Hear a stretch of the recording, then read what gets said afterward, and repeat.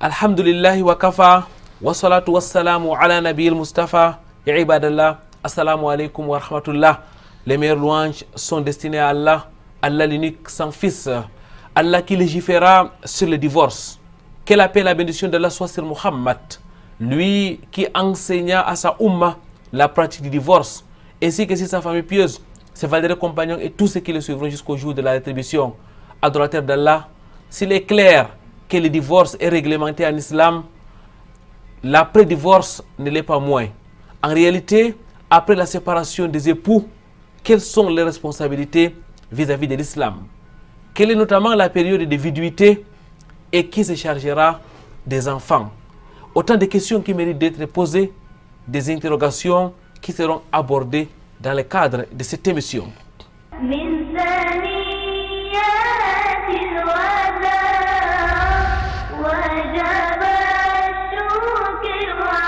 Mesdames, Mademoiselles, Messieurs, très chers téléspectateurs, votre fidélité nous honore sur le canal international. Bienvenue sur ce plateau de votre rendez-vous hebdomadaire Vitrine de l'Islam. Aujourd'hui, nous allons continuer avec notre thème sur les divorces. Après avoir parlé des généralités sur les divorces la semaine dernière, aujourd'hui, cap sur l'après-divorce. Ça sera bien sûr dans le cadre de l'entretien avec notre invité. Vitrine de l'Islam, c'est aussi au cœur de la société. Question de vous rejoindre chez vous, autour de vous, et la salle du Saint Al-Qur'an Al-Karim. Quoi de meilleur donc que de commencer cette émission avec la parole d'Allah, question de tranquilliser le cœur et de nourrir les esprits.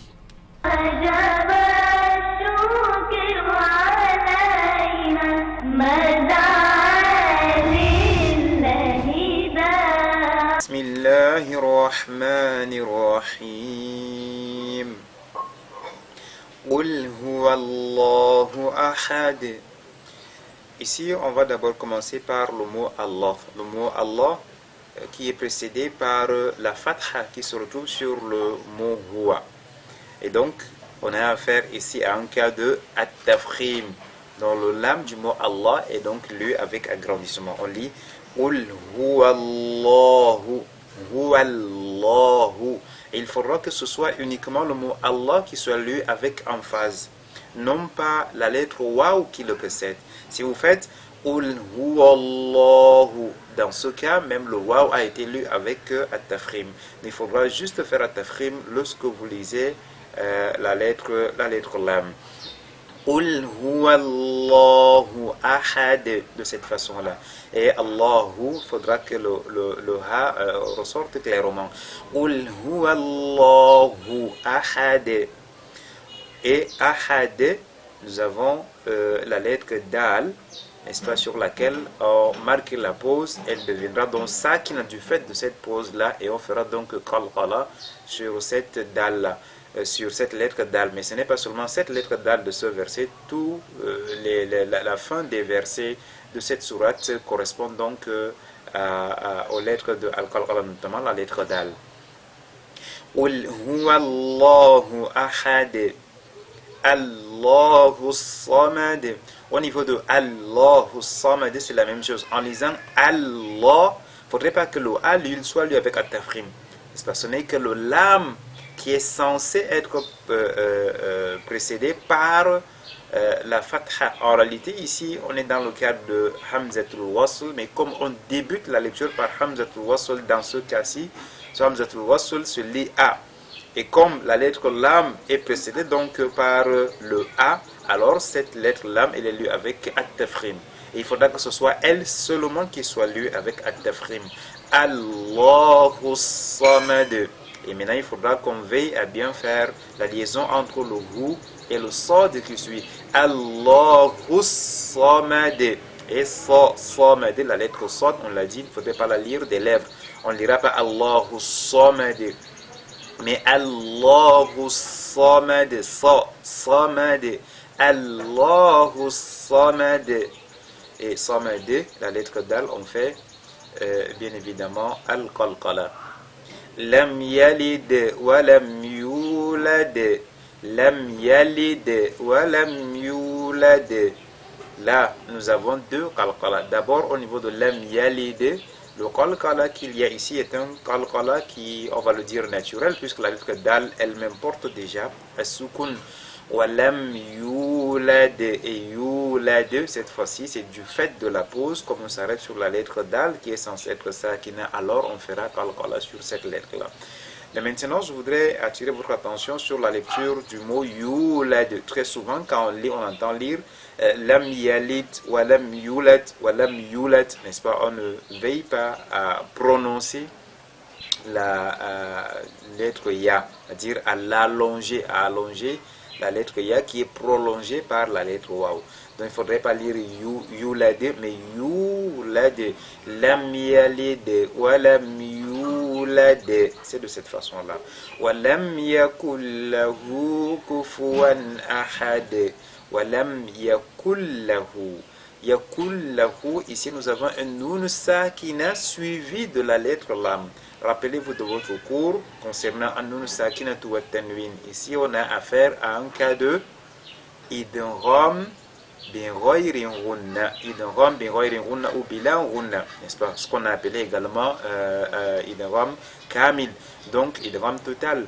Le nun, la lettre nun sakina ici fusionne totalement dans la lettre lam qui la suit. Donc on ne dira pas yakun lahu. Le nun ne sera plus perceptible, on ne va plus entendre le nun. Mais ce nun, n'est-ce pas, il va entrer totalement dans la lettre lam. Et cette lettre lam, elle est doublée et c'est ce qu'on doit ressortir, c'est-à-dire le caractère ou l'aspect doublé de cette lettre lam là. Walam yakul lahu, yakulla directement. Walam yakul lahu kufuwan ahad. Et kufuwan, ici la lettre fa porte ad-damma kufu. Ce n'est pas kufwan, mais kufu. Walam yakul lahu kufuwan ahad. Et kufuwan ahad, wan a, nous avons tanwin sur la lettre waw suivi de hamza. Tanwin suivi de hamza, ici on a affaire à un cas de idghar, Et ici, ne vous laissez pas tromper par le alif qui vient après la lettre waw. Le alif qui vient après la lettre waw, c'est un alif orthographique. En réalité, c'est un alif qui accompagne toujours les fathatan. Donc ici, ce qu'il faut regarder, c'est ce qui vient après, c'est-à-dire le alif hamza. Donc la lettre hamza qui est précédée par at-tanwin. Et c'est pour cela qu'on fait donc idghar à ce niveau. On lit donc walam yakul lahu kufuwan ahad. Et ahad, on fait donc qalqala sur la lettre dal. Et à chaque fois qu'on fait qalqala sur la lettre dal, on a indiqué qu'il y a des erreurs qu'il faudra éviter. Notamment, il faudra éviter de lire ce dal là comme un e. On entend kufuwan ahad, de. Ça ce n'est pas correct. Et si vous faites kufuwan ahad, de, il ne faudrait pas également prolonger, n'est-ce pas, les lettres de qalqala. Kufuwan ahad, de simplement. Et en lisant, il ne faudrait pas que les lèvres soient également projetées en avant. Si vous faites kufuwan ahad, là, ce ne sera pas bien ressorti, n'est-ce pas? La lettre dal donne da, di, du, ad, de cette façon. Donc, walam yakul lahu kufuwan ahad.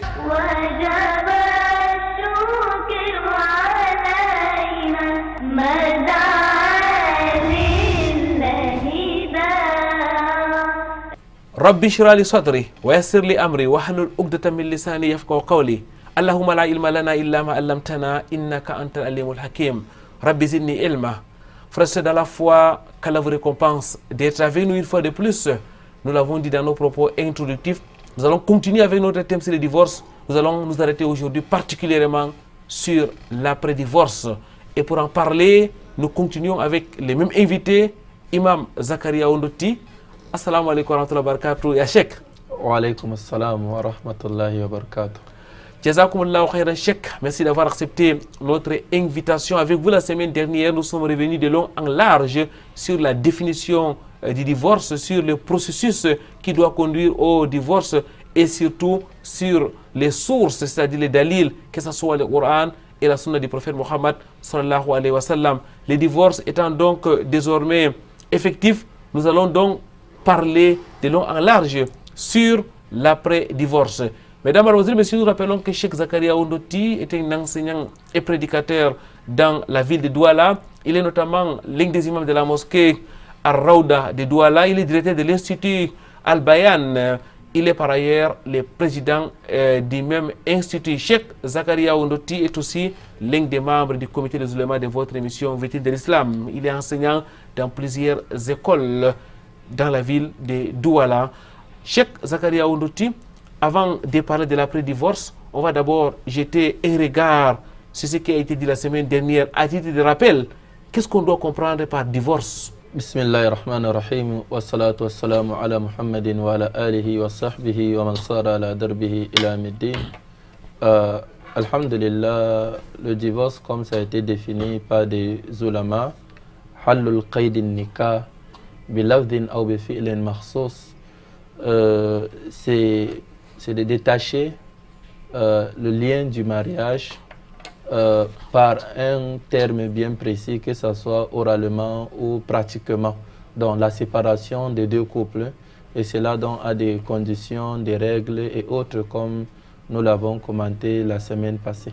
Cheikh, on va toujours continuer à titre de rappel. Quelle est la procédure de divorce? Question de permettre à tous nos téléspectateurs d'être dans le bain avant véritablement de parler de notre sujet du jour, le plan de résistance, l'après-divorce. Oui, à partir du Coran, après d'abord des séries de réconciliations qui doivent se faire entre deux arbitres qui sont des représentants de toutes les deux parties.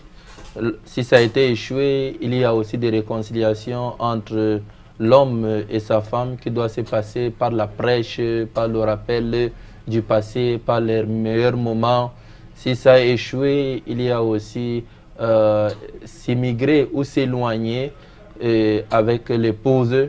Si ça a échoué aussi, il y a l'influence, influencer la femme. Si ça a été échoué, et maintenant, c'est là où on doit parler du divorce. Et ce divorce, c'est talaq sunnah, donc le divorce islamique juridique qui ne doit pas être à un seul mot, 2 fois ou 3 fois, donc divorcer une fois, et que la femme doit être en état de pureté, donc elle n'est pas dans ces périodes de coulement sanguin et il n'y a pas eu de rapports intimes. Cheikh, à vous écouter, le divorce doit être réfléchi, on ne l'improvise pas. Oui, le mariage, on n'intentionne pas le divorce lorsqu'on doit se marier, on intentionne de demeurer parce que c'est la paix, c'est le bonheur qu'on cherche.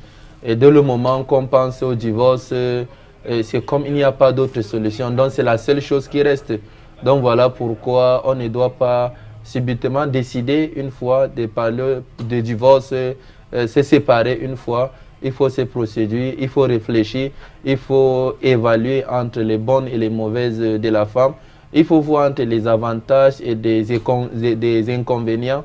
C'est à partir de ça qu'on peut juger si on doit divorcer, si le divorce est vraiment l'unique solution. Cheikh Zakaria Ondoti, la semaine dernière, vous avez rappelé effectivement que le divorce, c'est à des reprises simplement. Après le 3e divorce, on ne peut plus encore revenir. Cheikh Zakaria Ondoti, il y a certaines personnes qui d'un coup divorcent leur femme 3 fois. Ils disent je vous divorce 3 fois. Ou je te divorce jusqu'à 3 fois. Cheikh Zakaria, quelle est la position de l'islam vis-à-vis de ces divorces-là? Est-ce que ça compte les 3?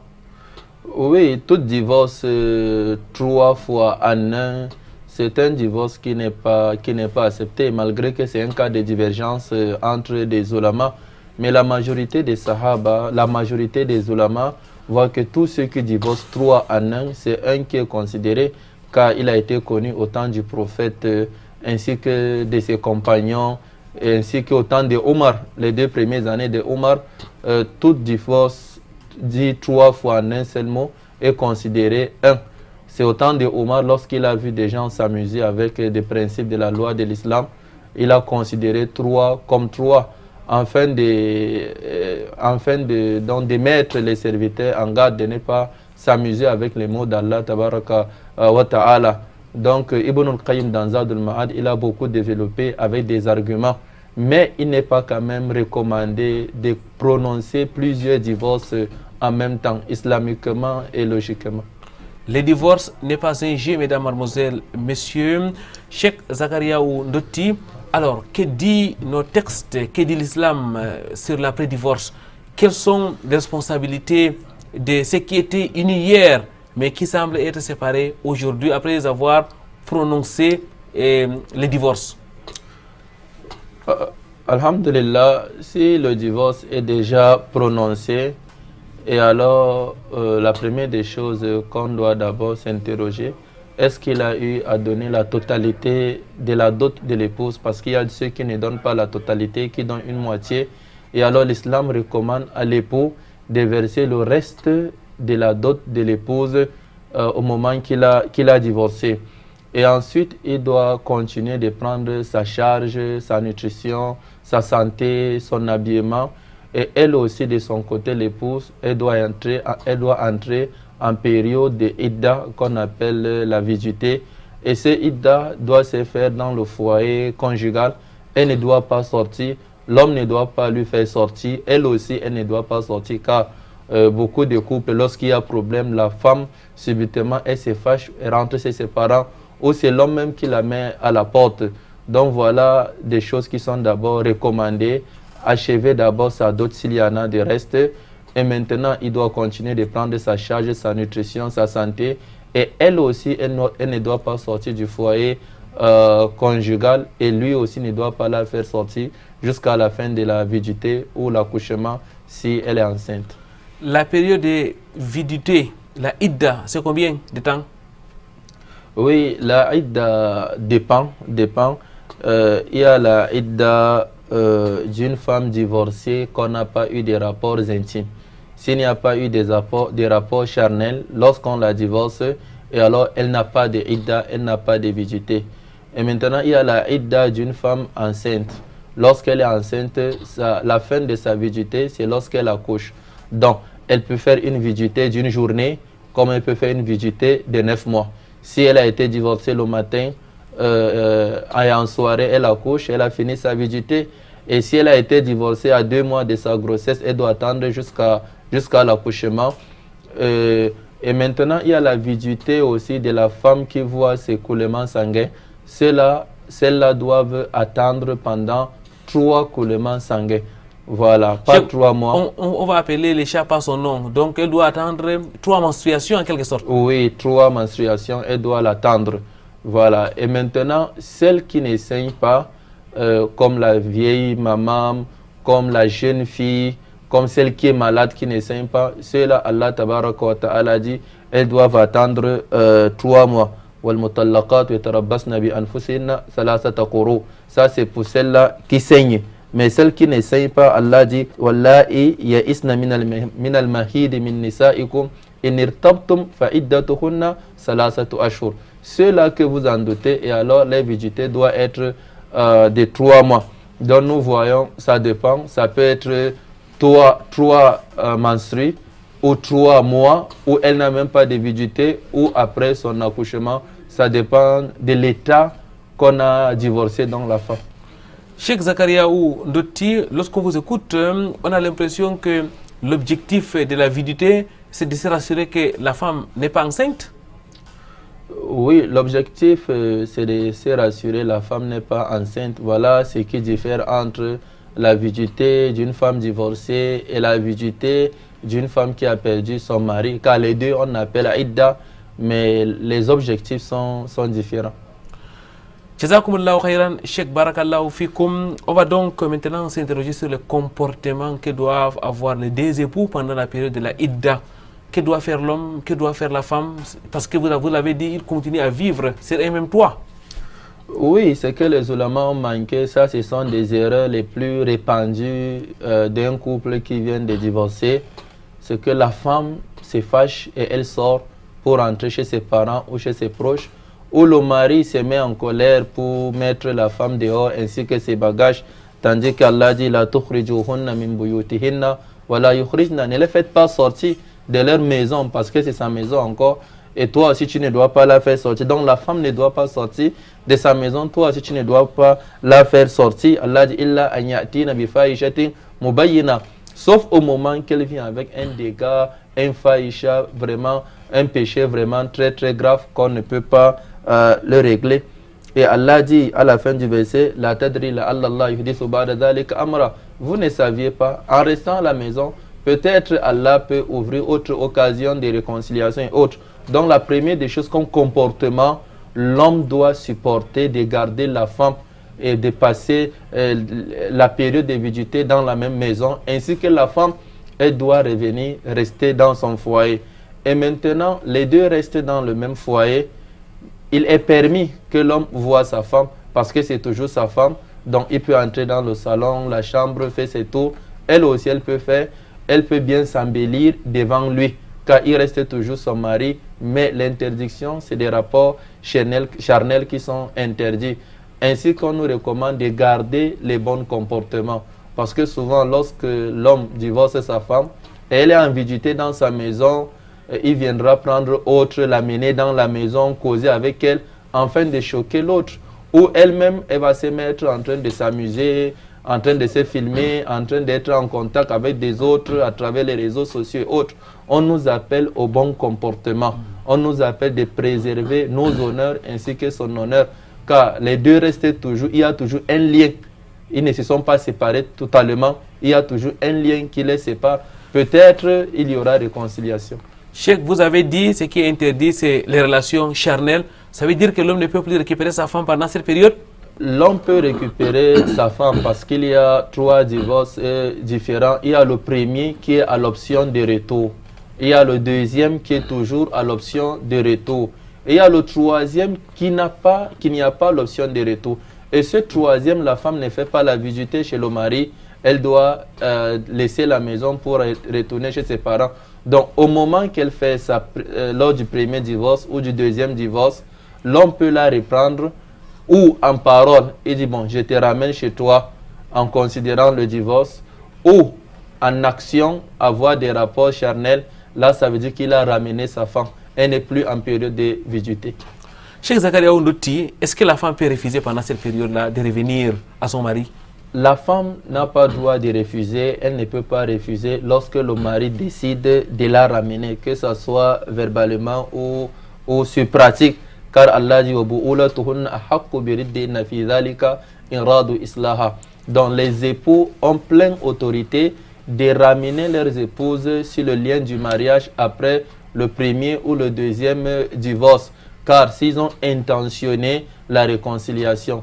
Mais lorsqu'il veut la ramener avec intention de la nuire, et là l'islam dit la darara wa la dirara, là c'est interdit.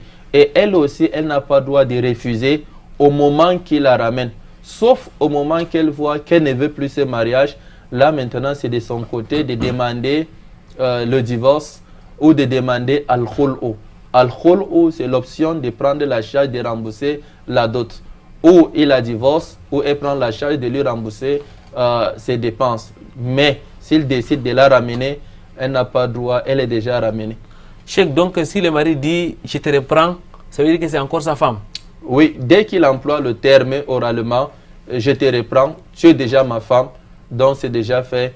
Elle a fini, la visite est finie, elle est sa femme. Voilà, si c'est le premier, le mariage est réservé. Si c'est le deuxième, il n'en reste qu'un lien. Mais vous avez dit, Cheikh, elle peut quand même refuser, elle a la possibilité de refuser et qu'elle doit payer quoi exactement? Est-ce qu'on peut aller en détail par rapport à cette procédure-là? Elle a droit de refuser. Voilà, si elle refuse, elle doit d'abord demander le divorce. Et retenons que ce divorce doit être légal. Si elle demande un divorce qui n'est pas légal, le prophète a dit elle ne va même pas sentir l'odeur du paradis. Donc, mais si c'est légal, elle a droit de demander le divorce, comme beaucoup ont demandé le divorce au temps du prophète sallallahu alayhi wa sallam. Si le mari n'accorde pas le divorce, quand en le divorçant, il perd tout. Il perd la femme, il perd ses dépenses. Et maintenant, c'est à elle de proposer al-khul'u. Al-khul'u, c'est une autre forme de divorce d'où la femme s'en charge de rembourser la dot. Si la dotée à 100 000, à 1 million, à 2 millions... Quelles que soient les années qui sont passées? Quelles que soient des années, même si c'est après 30 ans de mariage, admettons, il a doté en matériel, et alors on doit estimer ce matériel et elle doit lui rembourser. Quand vous parlez de la dot, Cheikh, c'est l'argent qu'on remet souvent dans la mosquée, on dit la dot, ou bien c'est aussi les valises et tout ce qui les accompagne? Bon, dans nos menus actuellement, c'est un cas à chaque fois que je pose des questions. Est-ce que la dot, c'est ce qu'on dit dans la mosquée ou des séries de valises qu'on amène? Si ces séries de valises représentent comme tradition, comme coutume, alors ce n'est pas la dot, elle ne doit pas rembourser. Mais si elle est considérée comme dot, y compris celui de la mosquée, on va donc additionner les valises qui s'évaluent à telle somme, ainsi que la somme qui a été due à la mosquée, et la femme rembourse. Donc voilà pourquoi au moment du mariage, on doit être clair. Ces valises sont à titre traditionnel coutumière ou ces valises font partie de la dot. Il faut qu'on doit être clair car on ne sait jamais. Jazakumullahu khairan Cheikh, barakallahu fik. L'islam c'est une religion de clarté, mesdames, mademoiselles, messieurs. Il faut que tout se sache, il faut que tout soit précis. On va prendre une courte pause. Nous reviendrons juste après.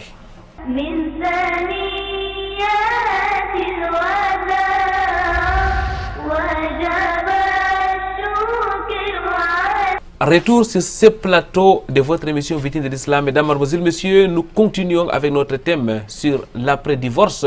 Nous sommes en compagnie de Cheikh Zakaria Ondoti, spécialiste de la jurisprudence islamique, imam de la mosquée Ar-Raouda. Il est enseignant dans plusieurs instituts ici à Douala. Cheikh Zakaria Ondoti, nous sommes en train de parler de l'après-divorce et une fois le divorce prononcé, la femme doit entrer en période de Idda, la viduité. Et vous avez dit l'homme, pendant cette période-là, doit prendre la charge de sa femme, c'est-à-dire sa nutrition, son hébergement. En tout cas, c'était comme c'était sa femme, en quelque sorte. Oui, elle reste toujours sa femme parce que le lien n'est pas totalement séparé. Il y a encore un lien. Voilà pourquoi il y a plusieurs cas, que ce soit en cas de décès ou autre.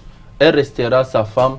Voilà pourquoi elle doit préserver cette place qui est l'honneur de l'homme. Pourquoi elle ne doit pas sortir étant s'exposer, parce qu'on dira toujours c'est la femme de tel ou c'est l'épouse de tel. Donc toute sa nutrition, sa santé, hébergement, tout il doit prendre la charge jusqu'à la fin de la viduité. Et s'il ne le fait pas, certainement, il rendra compte à l'exacté soit-il. Cheikh Zakaria Ondoti, tout à l'heure vous avez parlé de la mort. Si jamais pendant la période de la Idda, de la viduité, l'homme meurt, est-ce que la femme a droit à l'héritage? Si l'homme décède avant la fin de la viduité, retenons que c'est son époux qui est décédé. Donc ici, elle a perdu un mari et automatiquement, elle doit quitter de la viduité d'une femme divorcée à la viduité d'une femme qui a perdu son mari. Et cette viduité, Allah dit وَالَّذِينَ يُتَوْفَوْنَ مِنْكُمْ يَذَرُونَ أَزْوَاجًا وَصِيَّةً لِأَزْوَاجِهِمْ يَتَرَبَّصْنَ بِأَنفُسِهِنَّ أَرْبَعَةَ أَشْهُرٍ وَعَشْرًا. Donc, ceux-là qui décèdent en laissant des épouses, ces épouses doivent attendre pendant 4 mois, 10 jours. Si elle est enceinte, elle doit attendre jusqu'à la fin de son accouchement.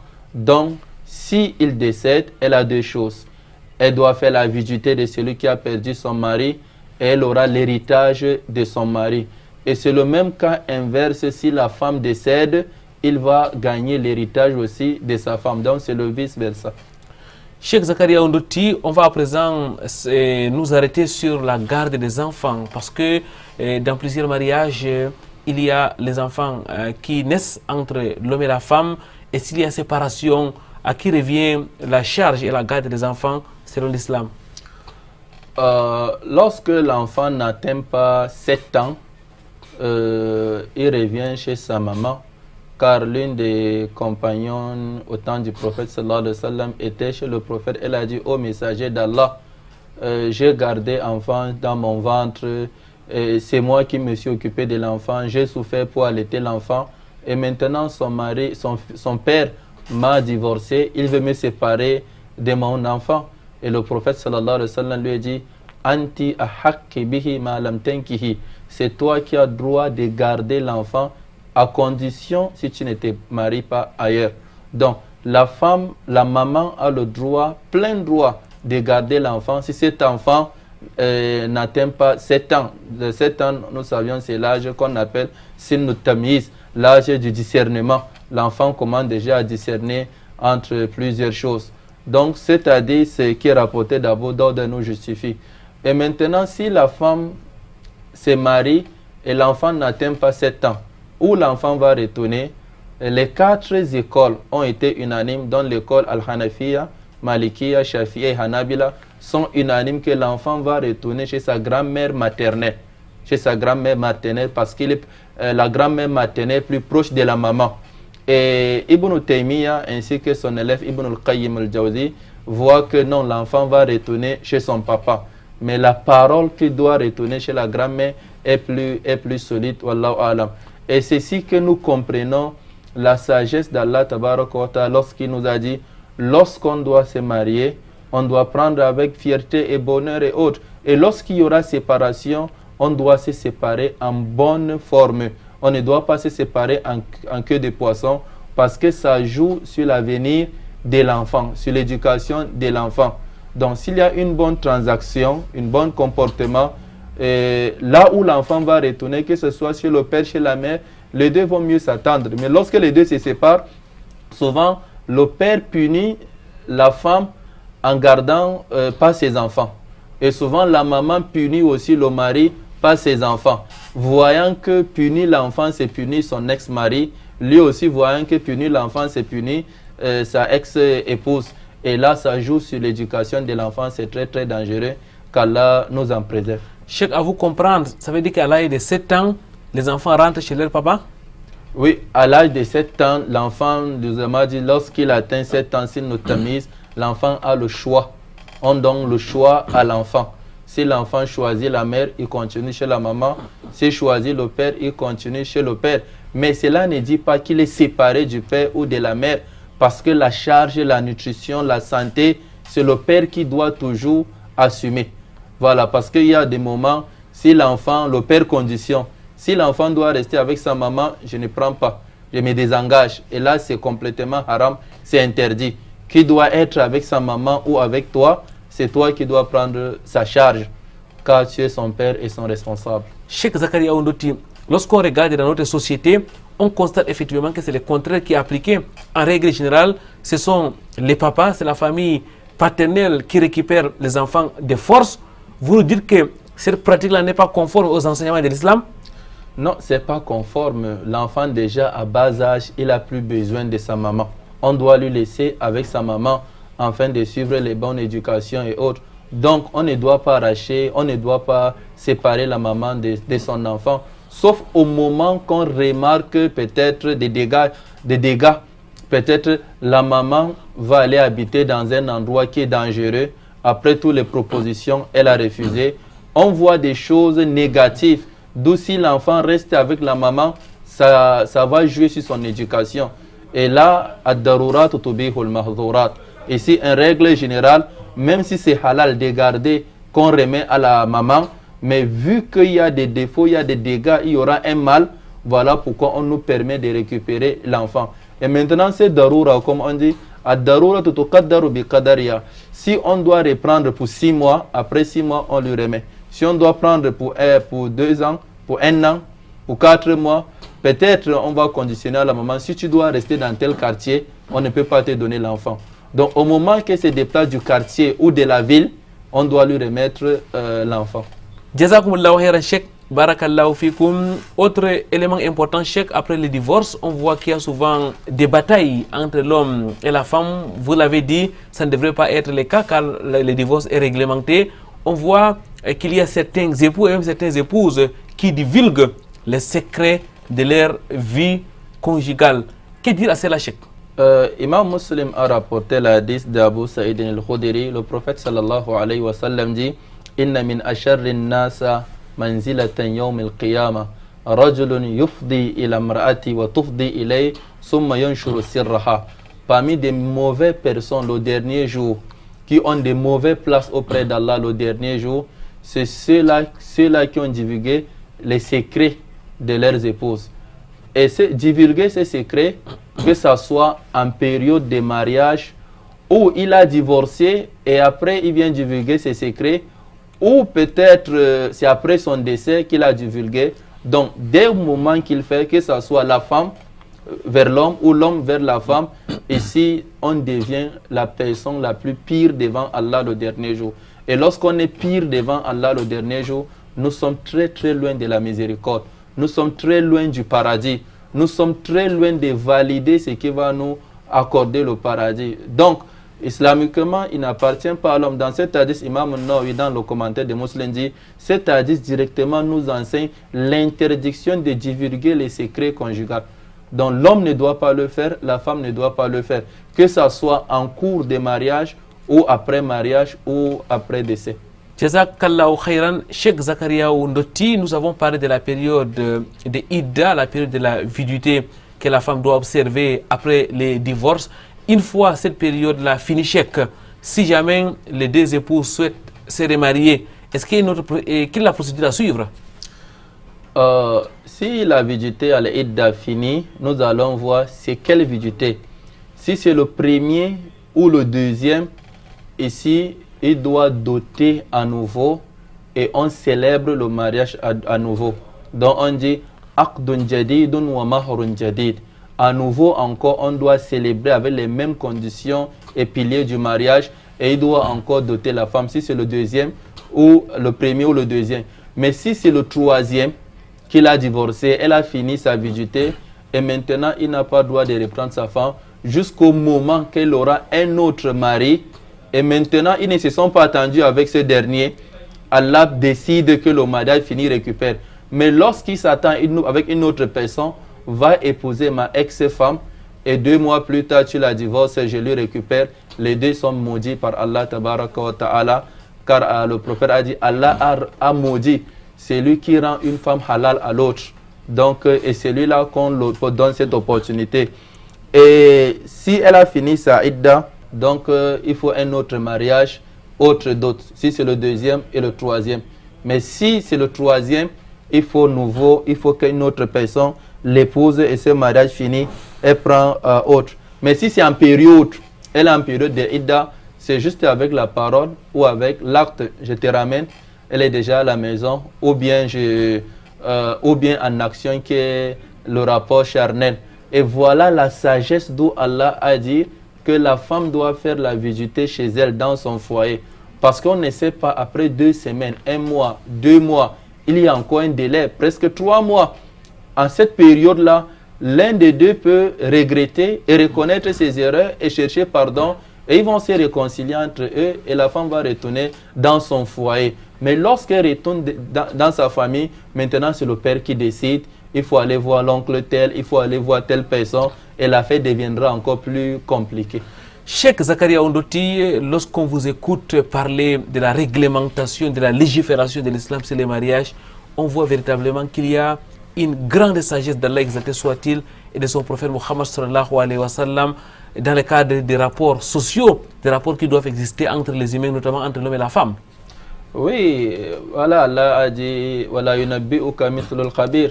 Donc Allah tabaraka wa ta'ala, c'est lui qui nous a créés, il nous a mis sur terre, il nous a facilité comment se connaître, il nous a planifié comment doit-on vivre et il nous a donné des solutions. Lorsqu'on a des soucis, voilà comment doit-on résoudre. Donc celui qui se déroute de la voie d'Allah, il sera égaré ici, bas monde et au-delà. Parce que tout ce qui provient d'Allah est sage. On a compris cette sagesse ou on n'a pas compris, tout ce qui vient d'Allah est sage. Suivons la voie d'Allah, même au moment qu'on n'a pas compris cette décision, car c'est meilleur pour nous, c'est meilleur pour la communauté, c'est meilleur pour les enfants, c'est meilleur pour l'humanité. Quelle justice, mesdames, mademoiselles, messieurs, quelle équité dans le cadre des divorces. Jazakumullahu khairan, Cheikh Zakaria Ndoti. Mesdames, mademoiselles, messieurs, on va prendre une autre pause. Question de vous rejoindre chez vous, autour de vous, au cœur de la société.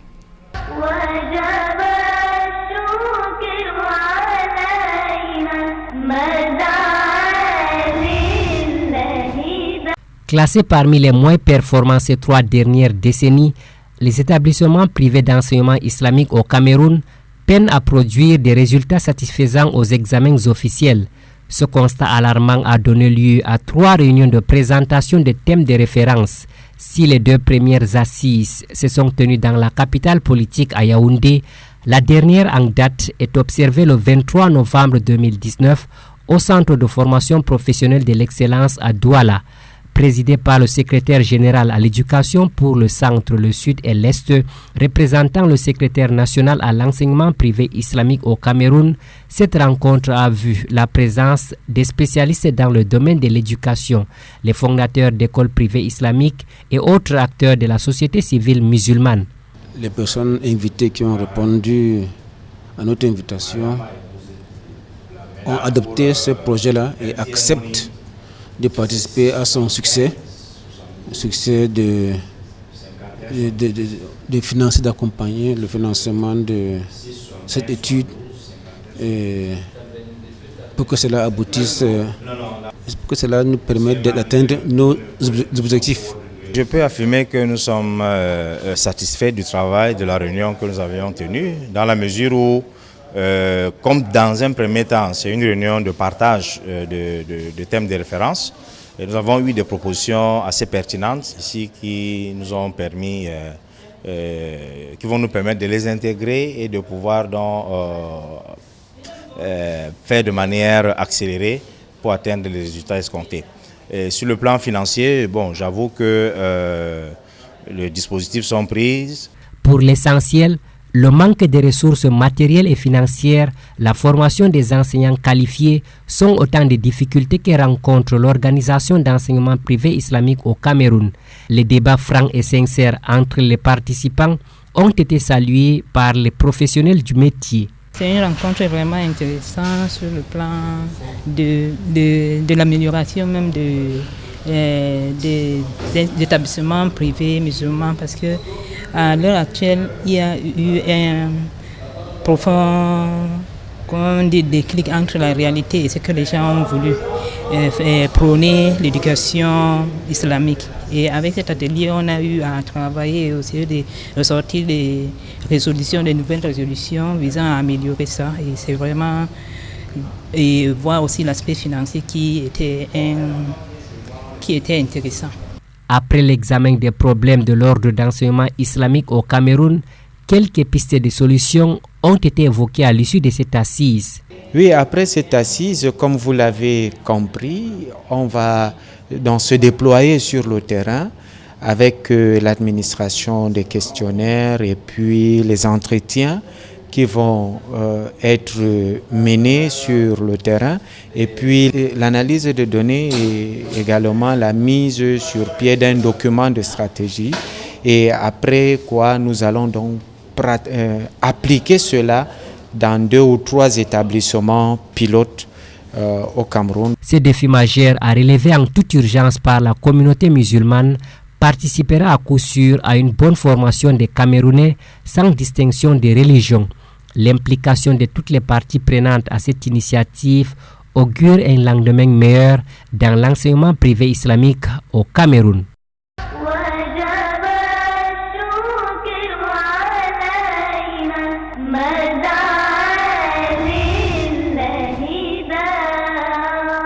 Du cœur de la société, nous rentrons sur ce plateau, mesdames, mademoiselles, messieurs, nous continuons à parler de l'après-divorce. Nous sommes en compagnie de Cheikh Zakaria Ondoti, spécialiste de la jurisprudence islamique, l'un des membres du comité des oulémas de votre émission Victime de l'Islam.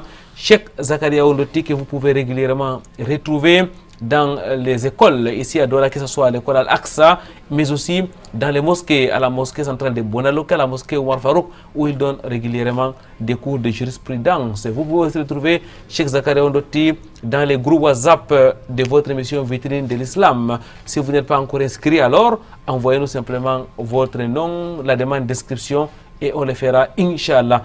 Cheikh Zakaria, aujourd'hui, lorsqu'on regarde dans notre société, on remarque que les gens divorcent à tort et à travers. Il y a des gens qui sont carrément réputés des divorceurs, entre guillemets. Il y a des gens qui ont les palmarès de divorce. Quel est le conseil que vous pouvez bien prodiguer à cela? Alhamdulillah, le mariage n'est pas fait pour divorcer. Le mariage n'est pas fait pour le pire. Le mariage est fait pour partager le bien et le bonheur. Et pour partager ces biens, il faut la patience, il faut l'endurance. Lorsqu'une personne cherche une femme sans défaut, et alors qu'il adore beaucoup Allah, il attend des femmes du paradis, mais il n'aura pas ici-bas monde. Donc l'homme a ses défauts, la femme a ses défauts. Et lorsqu'on accepte se marier, c'est qu'on accepte supporter nos défauts. Donc c'est ça, l'homme qui doit toujours divorcer, il n'aura pas la femme qu'il cherche. Et il aura une mauvaise réputation. Rajulun talaq, quelqu'un qui divorce. Il y a des personnes qui divorcent 100 fois. Il y a même ceux qui disent divorce au nombre des étoiles. Donc ce sont des termes d'amusement, des termes de jeu, des termes qu'on simplifie, mais ça peut jouer dans ta vie et ça peut jouer sur tes enfants, ça peut jouer sur tes sœurs et autres. Donc préservons les sœurs des autres et Allah va préserver nos sœurs. Préservons les enfants des autres et Allah va préserver nos enfants. Cheikh Zakaria Oudouti, il y a véritablement beaucoup de divorces aujourd'hui. Et parfois, les erreurs se partagent, ça peut être du côté des hommes comme du côté des femmes. Comment faire pour inverser la tendance? Le prophète sallallahu alayhi wa sallam dit lorsqu'Allah veut ton bonheur, il te facilite la compréhension de la religion. Donc celui qui comprend la religion, il comprend bien la jurisprudence, il aura plus de sagesse, les techniques, la jurisprudence de cohabiter avec une femme. Et comment supporter ses défauts, ou la femme qui peut supporter avec l'homme.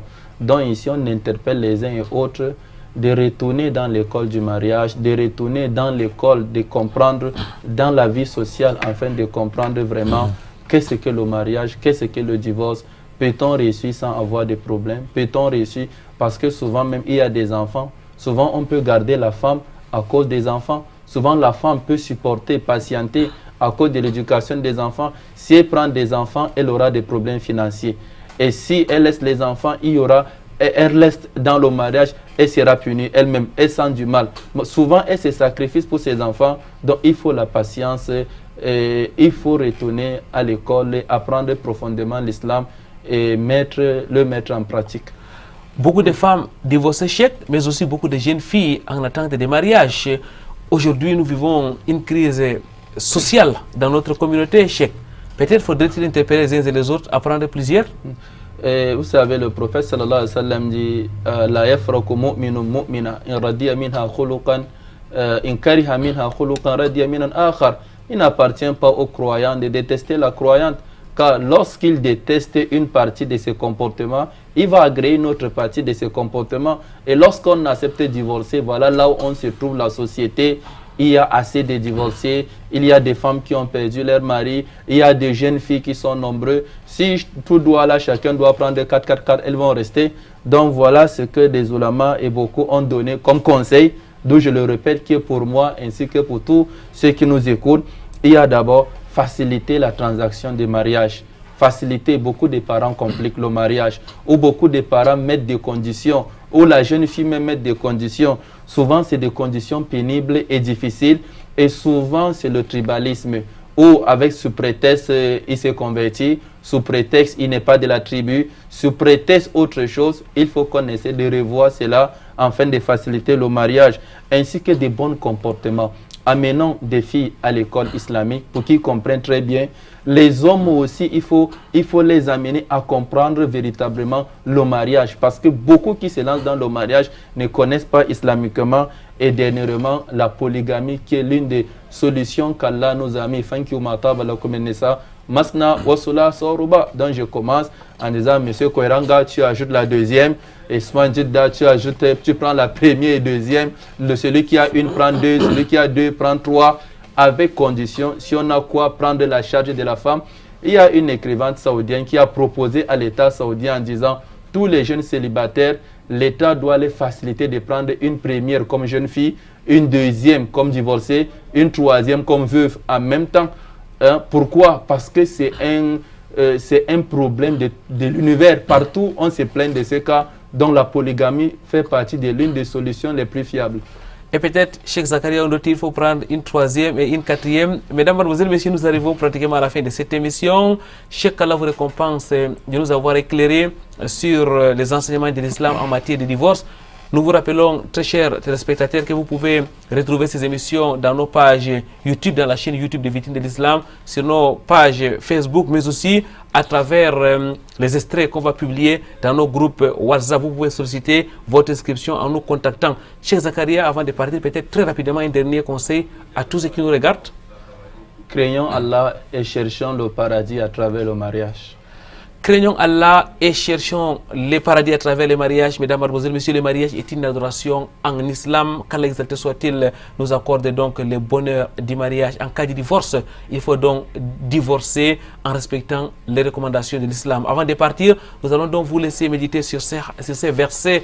Allah exalté soit-il dit dans la sourate 2, les femmes divorcées doivent attendre 3 cycles menstruels avant de se remarier. Dans le sens de ces versets, Allah exalté soit-il dit les femmes divorcées doivent attendre 3 cycles menstruels avant de se remarier. Vendredi prochain, ce sera un autre jour, une nouvelle émission des Vidéos de l'Islam. D'ici là, wa'atasimu bihablillahi jami'an wa la tafarraqu. Cramponnez-vous sur le câble d'Allah et ne vous divisez point. Sur ce, subhanakallahumma wa bihamdik, ashhadu an la ilaha illa anta, astaghfiruka wa atubu ilaik. À vendredi prochain donc, Inch'Allah.